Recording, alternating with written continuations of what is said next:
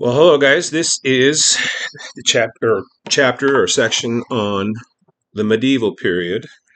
I actually kind of like the term Middle Ages, which for us can be a synonym.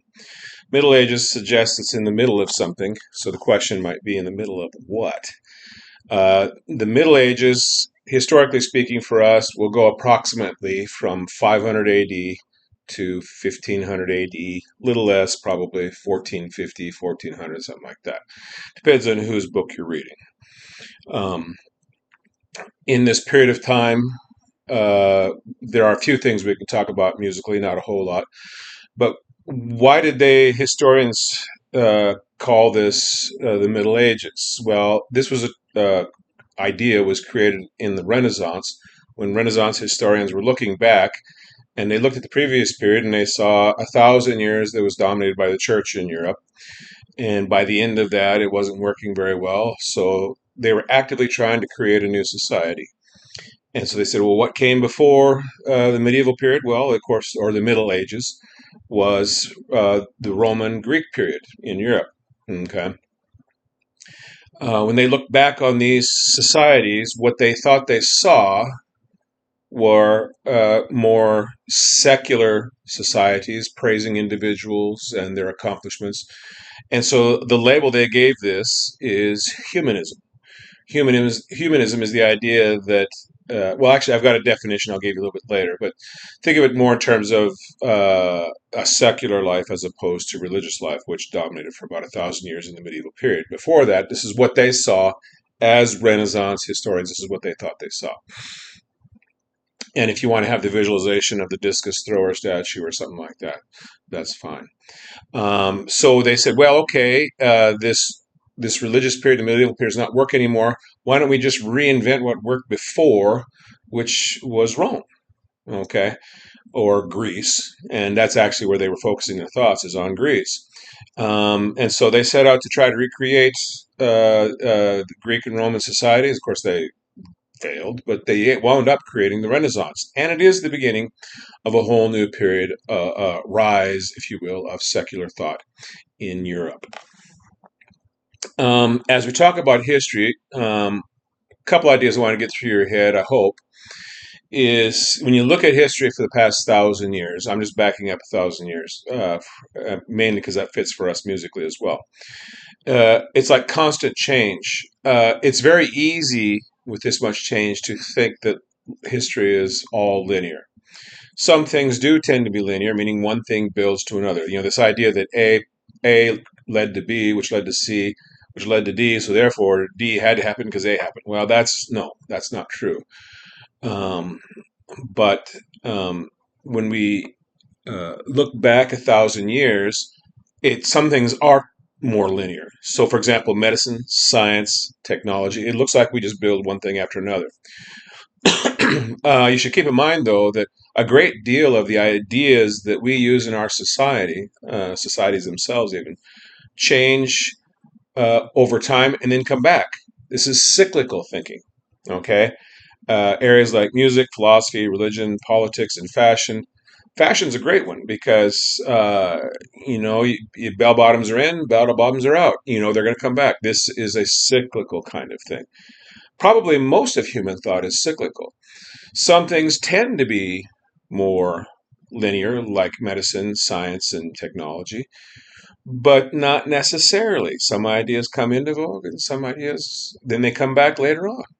The idea that the Earth rotates around the sun didn't start with Copernicus and Galileo.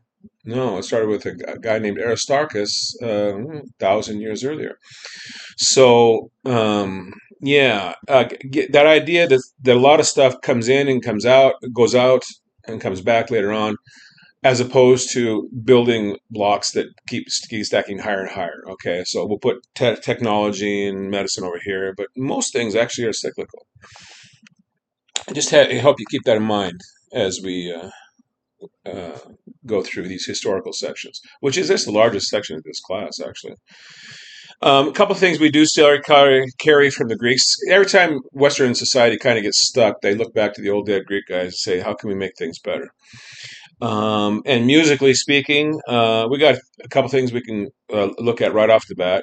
Philosophically, the doctrine of ethos. This is the idea that music has the ability to not only amplify how you feel, but even change how you feel. And I think probably most of us would believe that that is true. That music can change how you feel. Well, if that's not magic, I don't know what is. But this philosophical label is doctrine of ethos, meaning this is what music can do for you. Okay. Other things, we've got Pythagoras, which actually, if we spent more time talking about overtones, harmonics, stuff like that, believe it or not, that leads back to Pythagoras. Yeah, he of a squared plus b squared equals c squared frame, but we won't talk too much about that today. Musically speaking, back in the old Greek city states, mostly what we have are heterophonic or monophonic music, which I've not defined yet.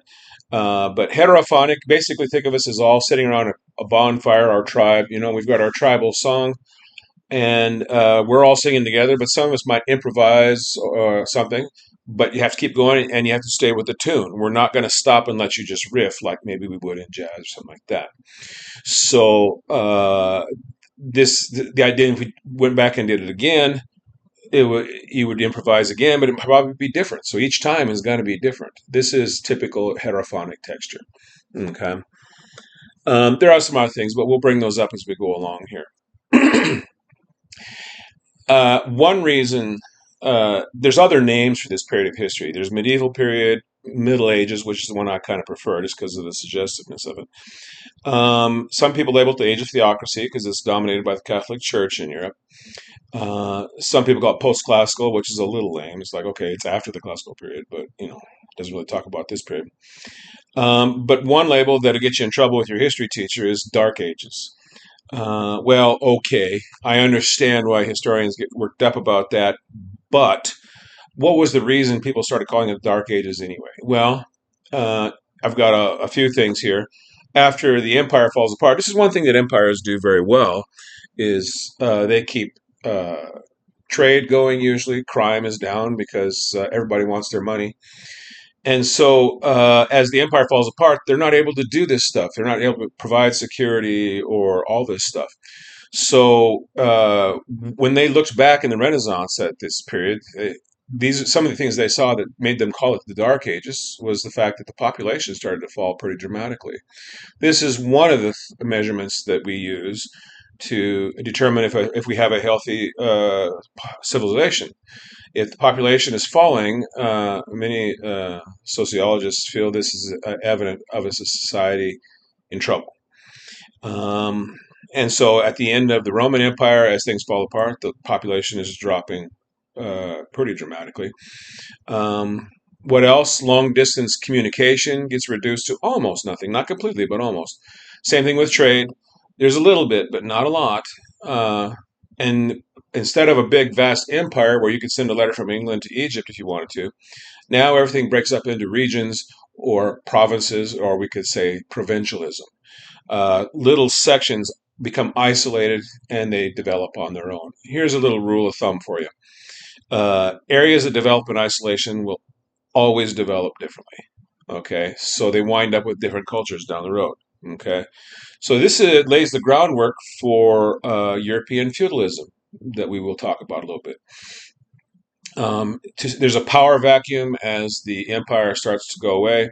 And so the church tries to step into this power vacuum. Now, it never becomes as powerful as the Roman Empire, but it does gain authority to the point where the Roman Catholic Church, or what we would call the Roman Catholic Church today, was the most powerful institution in Europe at that time. Um, and another reason that they called it the Dark Ages is because everybody was going illiterate. Not everybody, but nearly everybody was becoming illiterate. And that even includes wealthy people and landowners and stuff. The only people that were still really able to still read were some clerics in monasteries and things like this who were actually taking care of books in libraries, things like that. And even a lot of them couldn't read. But the illiteracy of everybody, that's another reason they call this the Dark Ages. Okay. There are others, but you get the idea. It looks like a society in distress. Um, okay. If we will go to roughly the end of the empire, The traditional date for the end of the Roman Empire is 476 AD, so we'll just say 500-ish. Okay, depending on who you read, they may give the beginning of the medieval period a different date. That's okay, give or take. But musically speaking, what's happening here? Well, the church is taking over. Okay, it's taking over the authority of a lot of Europe, and it you have to understand it's the church was pretty new still, so competing for ideas and space and people, right? Trying to round up people to be on their side, basically. So the church felt the need to separate itself from other religions, namely the Jewish religion, which a lot of people just thought Christians were another Jewish sect. Aren't you just Jewish but a different sect? He said, well, no, we're not that. And maybe the one that the probably the most competitive with was paganism in Europe. Okay, and so they really wanted to show we're different. Okay, so they instituted some rule changes to show that we're different and can be better because things fell apart with the Roman Empire, and we know why. And so, musically speaking, what should we do? Okay, we're going to get rid of major sounding happy tunes. No dance tunes, because we know what happens when you start dancing. Okay, it's lasciviousness and decadence, they think, that made Rome fall. That's their argument, or one of their arguments anyway. But we're not allowed to have these big choruses around a bonfire celebrating after a harvest festival, something like that. What can we have? No secular music at all, officially. So love songs and dance tunes, that's mostly what secular music is, were forbidden on pain of excommunication, which is a powerful tool back then because in places excommunication was the same as a death sentence. Okay, so it was a powerful tool at the time. What else? Only religious music, no instruments. All right. Because instruments are part of this whole band thing, that makes people act like they shouldn't when they dance and things. So secular songs forbidden, can't write them down. Only religious songs, but we don't want anything to distract from the word. What's the whole point? The words of the Bible. And so you could use the words of the Bible. You could set it to music, but it should never, ever distract from the words. And so, of course, what we wind up with then is chant.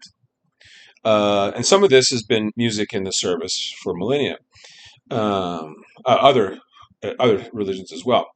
But yeah, Kyrie eleison. It's not intended to be fancy or interesting. If you take away the words, it gets boring pretty quickly. But that's the point. It's just to help you understand what the words are and maybe even help with the understanding of those words. Okay? So it's about the words. The whole point here is the words, and not just any words, words of the Bible. Okay?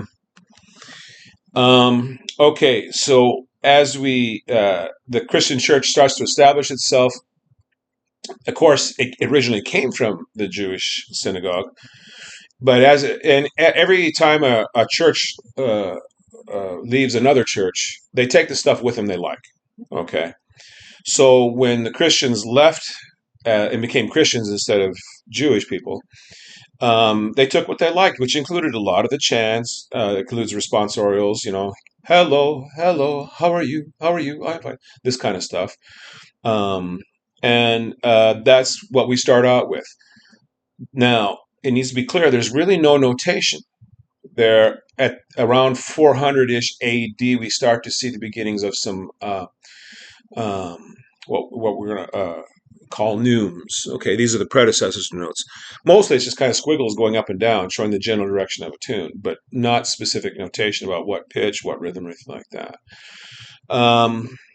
In 600 AD, Pope Gregory decides to standardize everything because the church was getting fractured and they needed to unify better.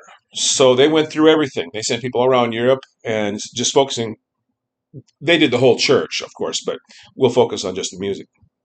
They collected all the chants from around the Christendom in Europe, and they decided what was going to stay and what was going to go, what you couldn't keep. Okay, so you say, keep this, get rid of that, keep this, get rid of that. Okay, if they got rid of it, it becomes heretical. Okay, and so they went through this. They wound up with about 80 volumes of music, which is a lot. But again, we don't have specific notations. We have some squiggles and stuff, but we don't really have specific tunes. So what happens is these chants are all taught orally, rote fashion. I just sing it to you, you sing it back to me until it's right. Okay.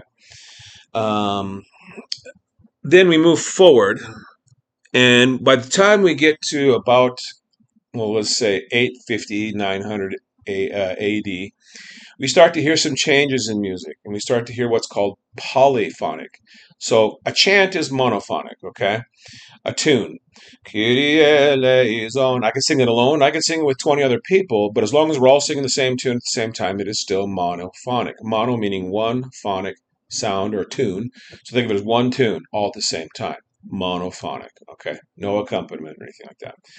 Now, when I talk about this 850 to 900 AD and it becomes polyphonic, poly meaning many, phonic sounds or tunes, whatever, two or more tunes going at the same time. Okay, so we have, for example, let's take a round.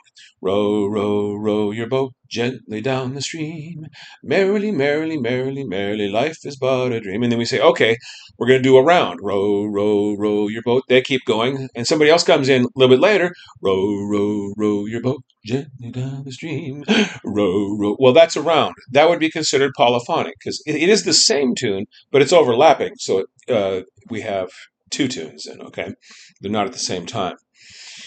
This that starts out with some very simple polyphonic two tunes, then eventually three tunes going at the same time, then four tunes. It gets more and more complicated, and they kind of run up against the wall at a certain point, and they're trying to learn to write things down. Well, okay, this all starts to get better around 1000 AD. So that's a great landmark in music. That's part of the reason I wanted to go back 1,000 years to about that time, is because this is where music really takes off in the West. Because what happens in 1020 AD, a guy by the name of Guido Monaco, meaning monk or whatever, d'Arezzo, which simply means from Arezzo. So Guido, the monk of Arezzo. Okay, they didn't have last names like we think of them today.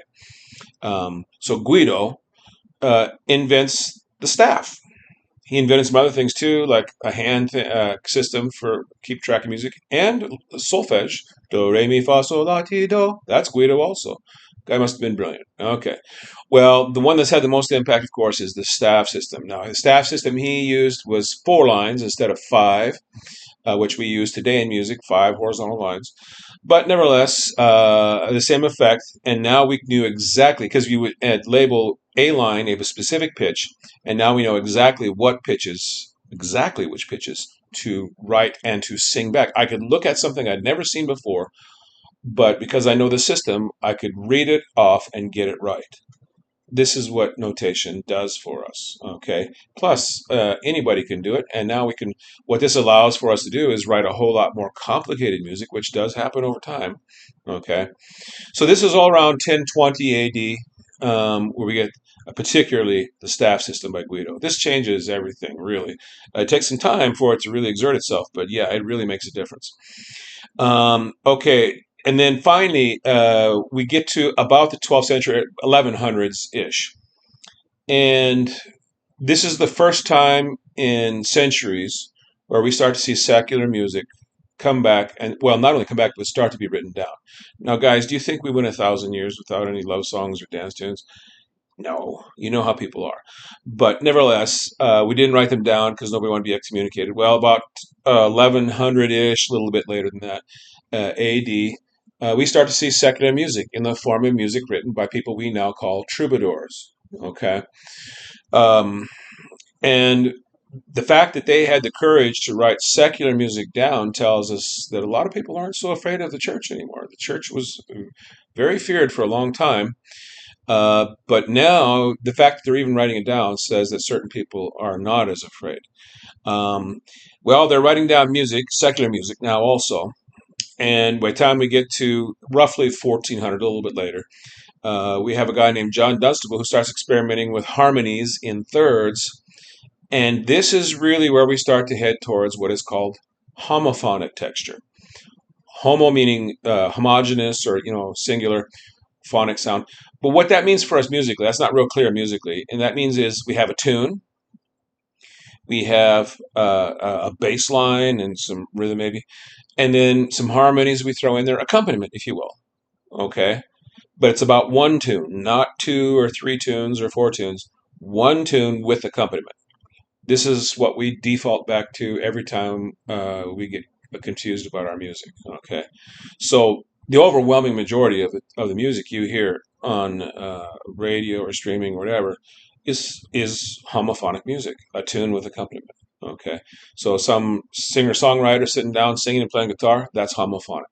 Okay, and that starts to appear after John Dunstable showed us that harmonizing in thirds is not only okay but maybe good. Okay, um, what have I left out? If I just review the chant, okay, we have three words that can be synonyms for this. We have Gregorian chant, which is the actual service music to the Catholic Church. Okay, we could also use the term plain chant or plain song.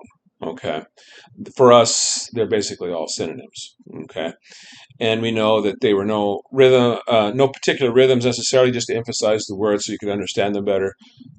Technically, no instruments. They shouldn't distract from the words, just the words. This name Gregorian chant because of this whole consolidation thing I was talking about in 600 AD with Pope Gregory. He didn't write all these, but he maybe wrote a couple. Who knows? But yeah, but it's just like saying I want a Kleenex instead of a tissue. Okay, it's kind of an honorary thing. Okay. Um, so as oh well, and I did leave out a step in there, I guess. As we move forward, we have this polyphonic music and some terms that you need to be aware of. You don't need to know how these work necessarily, but just be aware that they are there, I guess. In the ninth century or so, we start to hear what's called parallel organum. Okay, now this is back to the polyphonic thing that starts to happen. Okay, and what that means is two tunes going at the same time. Now they may not necessarily be at the octave, but nevertheless, two. It could be more, three or four, but they're parallel. They go up together, go down together. So it sounds kind of odd because we're not used to hearing that kind of thing these days so much. And then we start to hear organum with, and why is it organum? It's because they're all singing the same words at the same time, which are these words from the Bible. So they start together, they stop together, same words all the way through in Latin from the Latin Bible. Okay. Um, and then eventually, though, we start to hit some organum, but we start to see some contrary motion, which starts to get more interesting, more complicated, but interesting. Okay, and then eventually we come to what we're going to call motets, which is in some ways not so different from organum, but the difference in a motet is instead of the same words at the same time all the way through, you have different texts in different voices. So we might have three or four voices going at the same time. This is a polyphonic texture. One could be a original Gregorian chant. One could be a Latin poem explaining the verse from the Bible. But you could even, and they do eventually wind up with something in a completely different language, and maybe even like a love song in French, for example. Yeah, it happened. Okay, so this is what now, because it's different words in different tunes at the same time, we're going to call this a motet by definition. That is what we'll call it. A couple of words you just need to be familiar with. Again, you don't need to know how these work, but Hocket, Hocket, and isorhythm, Isorhythm, I think. Yeah. Uh, all you need to know is these are rhythmic devices that were used. It's a system basically to compose in the medieval period. It can get very complicated. But other than the fact that they're rhythmic, and they belong in the medieval period, that's probably all you really need to know about that. Okay, we go to the 12th century, 1100-ish or so, and we start to see the return of secular life. Okay, um, and eventually this is all going to lead towards the Renaissance. Now, again, it depends on which book you're reading. It could be traditionally maybe 1450, could be early as 1400. I even saw one book that said it started in 1300. Now, why are they doing this? Is because it depends on what you're determining. Historians like to use a symbol to represent what either precedes a period or what follows a period to represent some things that are typical of that. So, like, for example, a great symbol for the Renaissance would be books. Okay. Well, okay. We have uh, three sources that are allowing secularism to come back in Europe. One, believe it or not, is the First Crusade. They sent people to the uh, Holy Lands to reclaim them for Christendom, and they did succeed. That First Crusade did succeed militarily, and they started sending all kinds of stuff back, and mostly back to Italy because you left from Italy after getting a blessing from the Pope for a crusade, and then you came back to Italy after the crusade. So, so this stuff hits Italy first, and then spreads out from there. Well, is it any wonder then that maybe uh, the Renaissance started in Italy first and then spread to the rest of Europe? Okay. There's some other things. The other one, which might be a little counterintuitive, is the fact that the Mongols created a huge empire in the 12th, 13th, 14th centuries. And the Mongols actually were illiterate, but they were really good conquerors. And there's two things that they required. You remember who's the boss and pay your taxes, right? And then the rest of it, they said, we don't care what you do. And so, what they did do is get rid of bandits because, of course, they like their money too. So, road bandits, because everybody wants trade to make money. That hasn't changed much, has it? So, as a result, then the Silk Roads open up again, something we've been hearing about in history recently, where China and India and other places in East, but those two sources primarily, they have a bunch of stuff that starts to flow west towards the Middle East and eventually to Europe. Okay, so this joins the stuff being sent back from the First Crusade, and so it's more. What is it? It's all kinds of stuff. For centuries, China was considered kind of the center for invention in the world. I think in terms of silk, paper, gunpowder, compass. I mean, these all started with China first. Possibly even the printing press, um, though maybe not exactly like we think of it. And so this all starts to flow back into Europe. There's one other source of ideas in Europe that crops up, and that is, believe it or not, in Europe, there are monasteries that have all kinds of books in them, many of them not Christian, by the way, because the Christians collected books of their opponents so they could study them and know how to argue against them. Pretty smart, really. And so there's all these books, and people said, well, heck, we've got all these books. It's cool to read again. So literacy is on the rise now. And they start digging out these books and start learning to read them. Okay, so that's our three sources of stimulation that eventually will lead to the Renaissance. Okay. What kind of stuff did they bring? I guess, just so you have an idea, Europe at this time is really kind of a backwater. It's nobody really cared about it. Okay. But what comes back? Okay, we think in terms of treasure, gold, silver, gems, tapestries, art, uh, books, philosophy, including, by the way, a lot of the old dead Greek guys like Plato, Aristotle, Socrates, which the Europeans have forgotten about. Well, these guys are European. So art, painting, sculpture, medical books, scientific treatises, all kinds of literature, engineering ideas. Who doesn't like running water, right? Um, of course, instruments. Most of our instruments come from the Middle East or Far East. And maybe the most influential thing that comes from the East is the Arabic numbering system.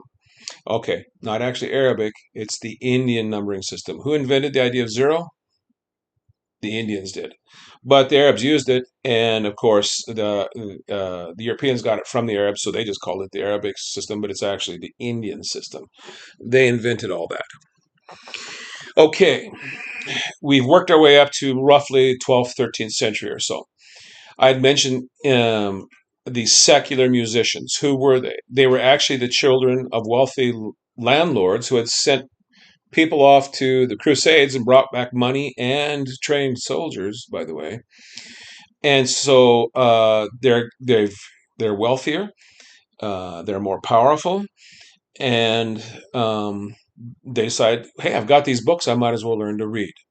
So they start hiring, the local monk to teach them how to read these books. Okay. Eventually, I mean, the lords, they have estates to run and they kind of do what they're doing.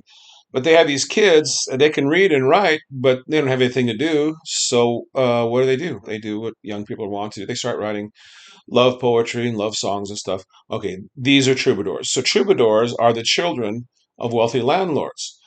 It starts out in southern France, right next to Italy. So it's not contradictory to what I was saying. It's right next to Italy and where all this stuff comes back from.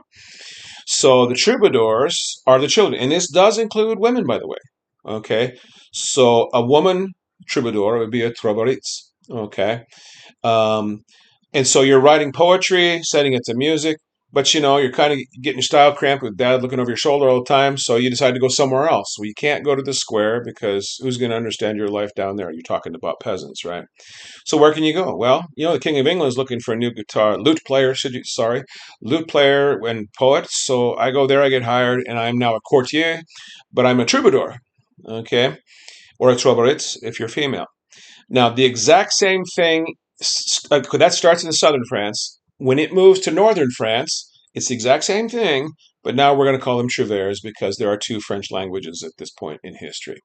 Okay, Trouvères are up north. That's where Paris is. That's eventually becomes closer to what we would recognize as French today.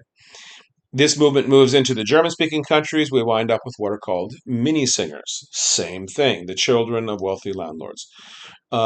Sometimes you might have a wealthy son or daughter of a lord or something mixing with a peasant in the process of creating some music and poetry. These minstrels are oftentimes, sometimes hired by the court of a lord or whatever, just because they could play and maybe they couldn't find anybody else to play. So they would bring in a peasant where they might, or a common man, they might, on relatively equal terms, mix with the upper classes, as compared to the strict class system that they had to face outside of that. Another term for these, which is a term I don't like because it's very ambiguous, would be jungler. Now, notice the similarity to juggler. Just the basic definition of that means street entertainer. So that could be a juggler, right? Could also mean musicians, but it's not as specific. So I'm not as fond of that.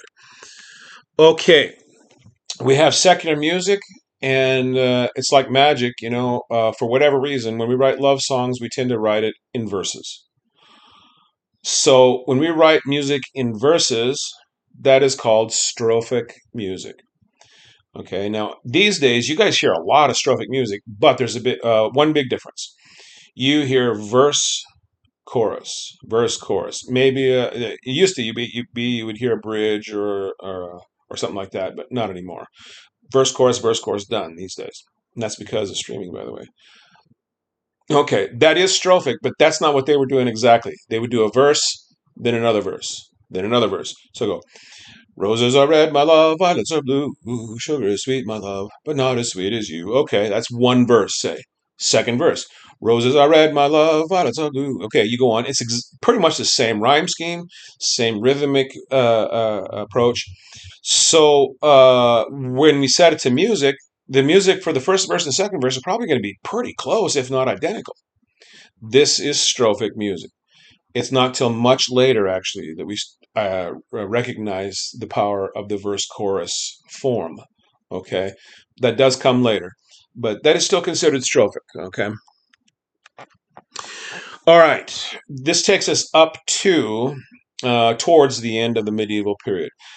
Things were really not working very well by the end, kind of falling apart, and they were trying to figure out how to solve this issue. But it was like the perfect storm for the Catholic Church at the end of the 14th century, say, beginning of 14th century, because a lot of bad things happened all at once. For one, we have the Hundred Years' War, which starts out as a political war between England and France about who gets to rule France, basically.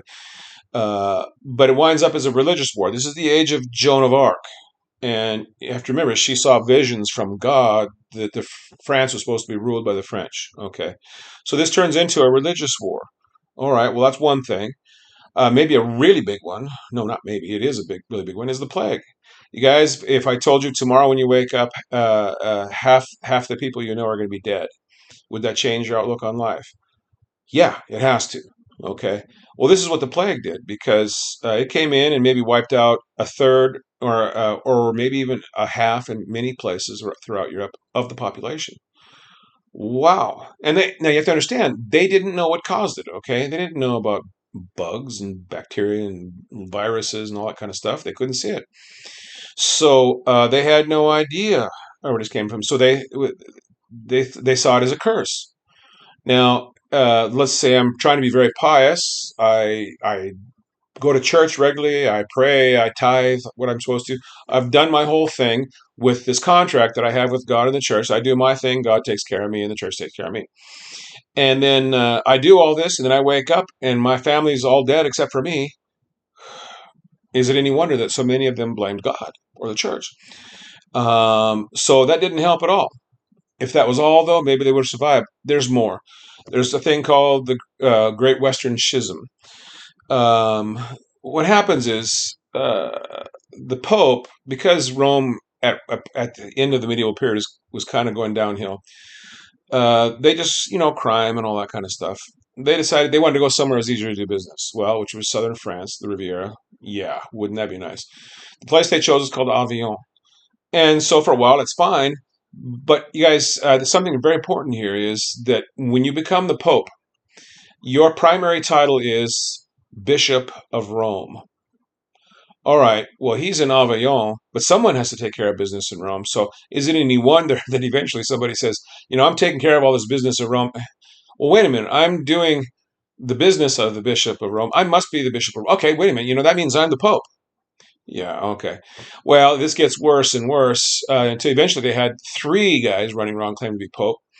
And they're all contradicting each other. Even if you're trying to be pious and follow the right word, these guys are supposed to be the Word of God, and yet they all claim to be from God, and they're all saying completely different, even contrary things.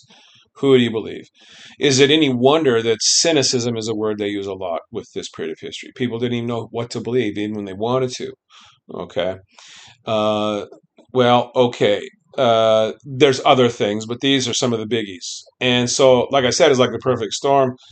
Catholic Church had all kinds of problems, and so it shouldn't be surprising, I don't think, that we see the rise of secularism, and not only that, but satire that includes the satire of the church.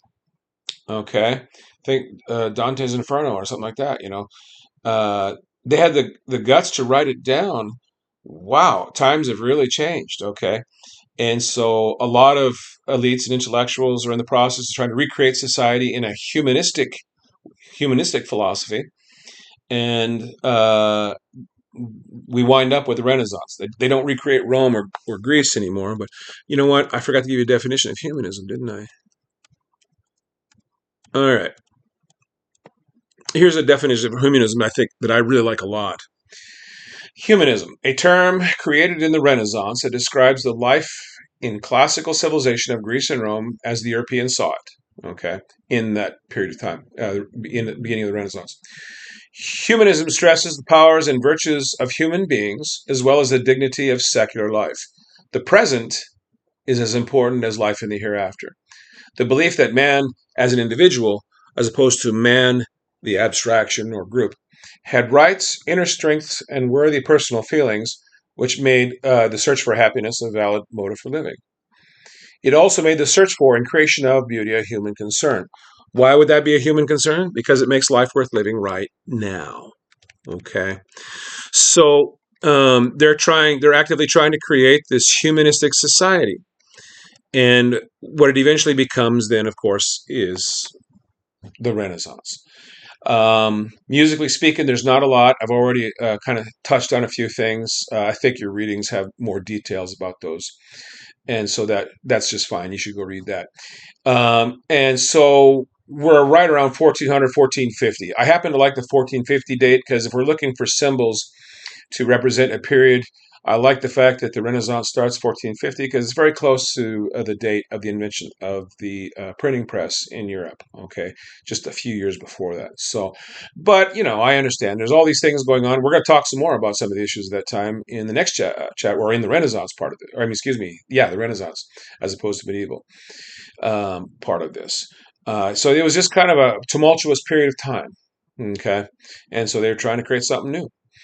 Oh, let's see if there's any vocabulary here that.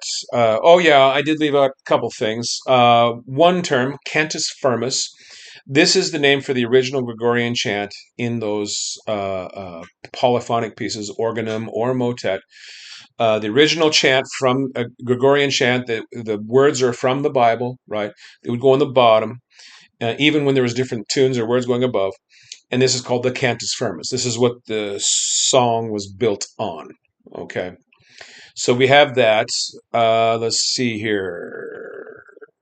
Well, strophe. Well, we talked about that. Okay, I think we're in pretty good shape.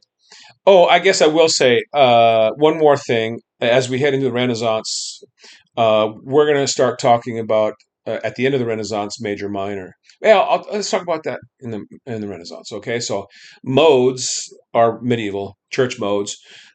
Dorian, Lady Mixolydian. Again, if you want more information on that, that's in your readings there. All right, guys, this will wrap up this lecture on the medieval period, and we'll see you for the Renaissance.